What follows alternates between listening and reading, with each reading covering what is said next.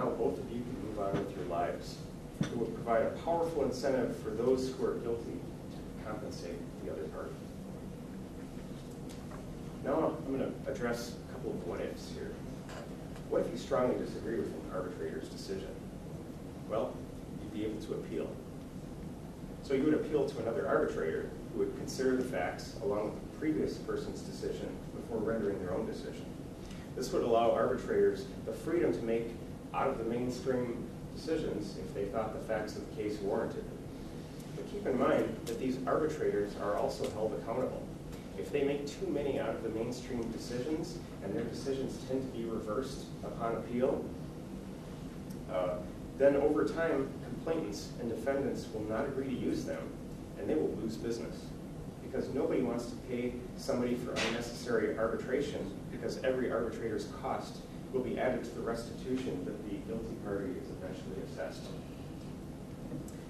Now, as an entrepreneur with my reputation company, I could also help regulate this. As a matter of policy, what I'd say is if you appeal and 3 decisions in a row go against you, now that complaint will appear on your record regardless, okay?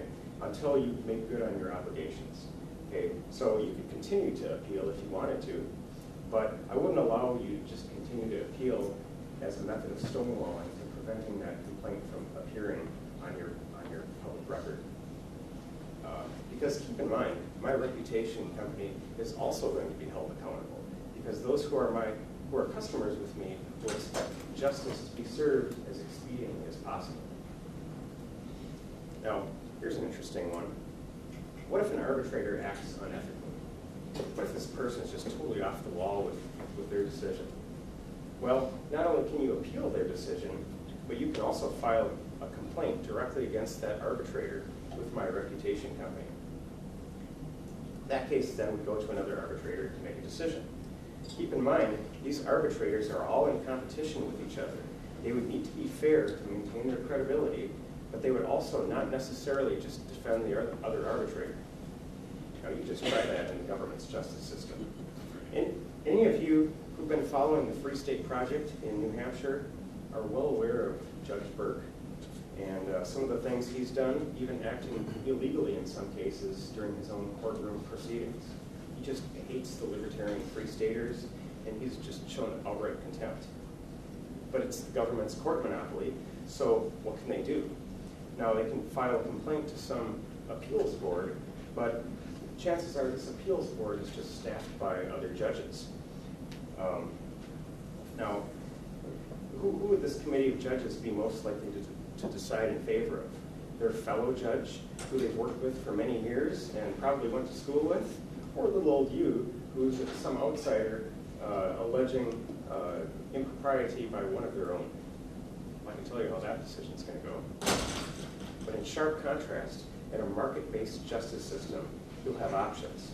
Again, these arbitrators are in competition with each other, so they will not necessarily rule in favor of another arbitrator. Anyway, when combined with other free market ideas, you can, I think, maybe start to see some of the power of this system. For example, let's say you're voting for people to run the board of directors of your local roadway company. You check my reputation company's website, and you see one of the candidates has a few outstanding complaints against him. Are you going to vote for this guy for your board of directors? Hell no. You're going to favor those who acted ethically by having good references and spurn those who don't seem to honor their obligations. This system would tend to reward those who act honorably and punish those who don't, providing a strong incentive for all to act ethically and to fulfill their obligations. Now, what I've described mostly covers contractual type disputes, but this system could handle criminal type complaints as well.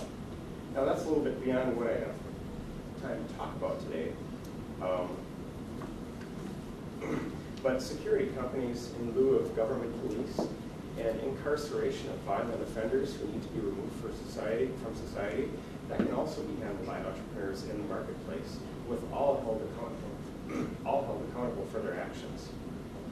Okay, let's say your local roadway company hires a security company to patrol the neighborhood streets, occasionally needing to go and grab bad guys. Well, they burst into your home by mistake, destroying some of your property and scaring the daylights out of you. Well, if it's the government police, they just say they're sorry, oh, wrong house, and they leave. But in this system, you can file a complaint against that security company, seeking damages for any inconvenience that you endured, and hold them accountable for their actions. Or, if you're someone who's incarcerated due to a violent offense, it doesn't mean that you just disappear into a black hole. Let's say you're incarcerated and a prison guard beats you up. Now that doesn't affect the restitution that you owe as a criminal. That doesn't affect the restitution that you owe your original victim. It means that you're able to file a new complaint against that guard, holding them accountable. That complaint would show up on my reputation company's website for the guard, and now people in the outside world are going to tend not to want to deal with him, providing a strong disincentive for him to do those sorts of things. In a free market system, everyone is held accountable for their actions. In the government system, well, too bad, so sad. There's not much you can do. Now, there's a lot more to this, and I can't cover all the angles today, but I hope maybe I've sparked your interest just a little bit in how justice could be handled by the marketplace. I know it's something you've never heard before, so I'm sure you're a little bit skeptical. Believe me, I'm a skeptical person. When somebody tells me I gotta do something, I'm like, why do I need to do that? But once I'm convinced, then I'm on board.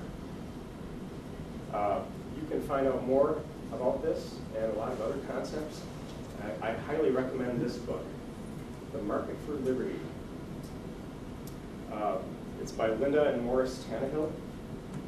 Much of what I've discussed here in the last part of my speech is out of chapter 7 of this book. I consider myself a libertarian for many years, and then I read this book. And when I finished, I felt like I hadn't really understood libertarianism at all.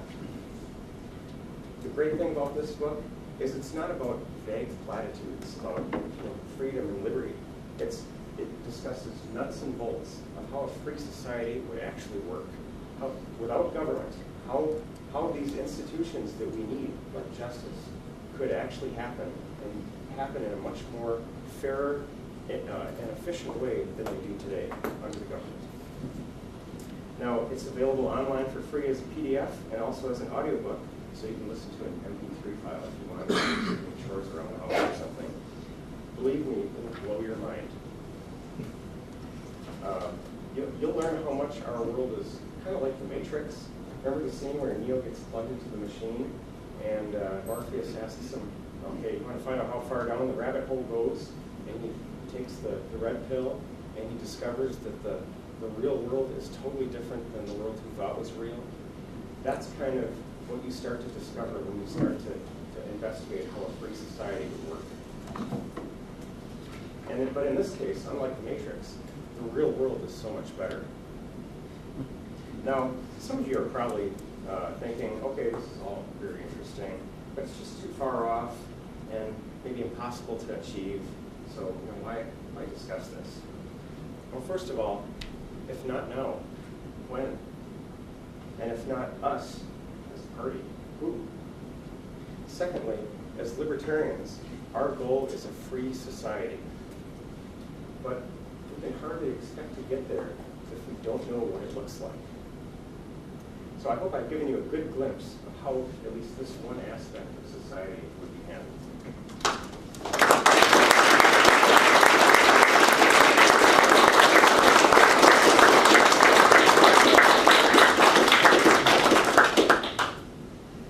Also, I want to propose solutions that can create a dramatic improvement in people's lives. If people don't have to spend thousands on attorneys and have their lives tied up for years of litigation in the government's courts, but have their cases decided quickly and efficiently, don't you think that would generate a real positive benefit in people's lives? And fourth, let's go back to what I said earlier about the public not understanding liberty. Well, at some point, they're going to start to see it for themselves. Marriage, no government needed. It can be handled by churches or private agreements. Stadiums, no government needed. This can be handled by voluntary stock sales to raise the needed funds. And that's maybe just one solution that would work. Roads. Well, you just heard my thoughts about how streets can be operated without government. regulation of industry. Organizations like Underwriters Laboratories, Electrical Testing Laboratories, and Factory Mutual conduct testing and certification of all household appliances and major electrical equipment. These are market-based firms regulating electrical safety. And they've done so for over 100 years. And they've been so successful, most people aren't even aware that government has never regulated this industry. So again, no government needed. Justice, well, I just gave you a taste of how that would work. So again, no government needed. At this point, people are going to start to reach their aha moment. That's the point where they say, okay, all these things can clearly be handled better by the marketplace. So what the hell do we need government for? And at that point, our libertarian candidates won't need to worry about the wasted vote myth.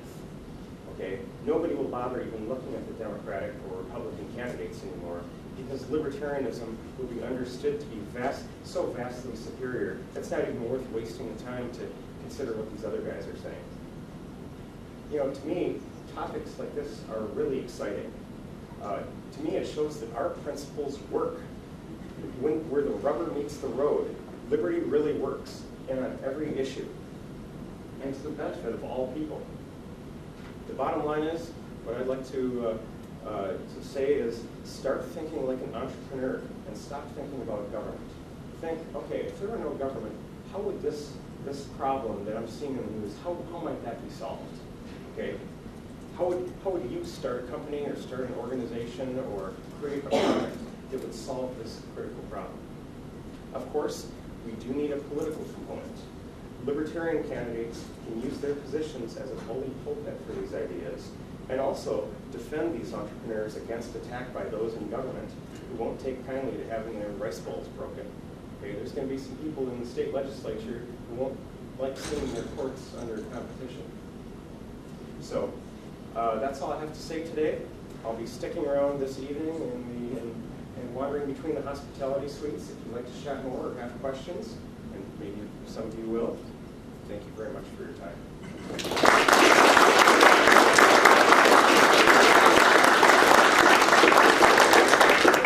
And by the way, if people are interested in finding out more about this, I mean, believe me, this book is revolutionary. I know a lot of you have read Harry Brown or Ayn Rand or some of these other libertarian authors. This one's different, okay? I'll see that a link is posted to our Facebook page if you'd like to explore this further after the convention. So again, thank you.